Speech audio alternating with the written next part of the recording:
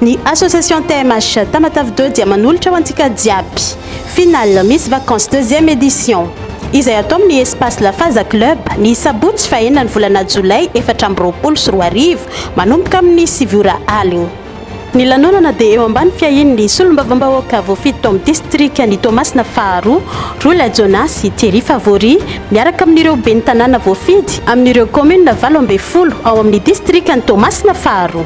Anafana ny lanonana DJ Lafaz, DJ Crépin, boisson glacée, tsak-tsak paré, parking bien gardé, filankevitra 034 94 977 97 034 94 977 97.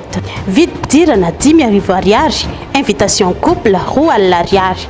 Tongava maro, safidio zay tianao.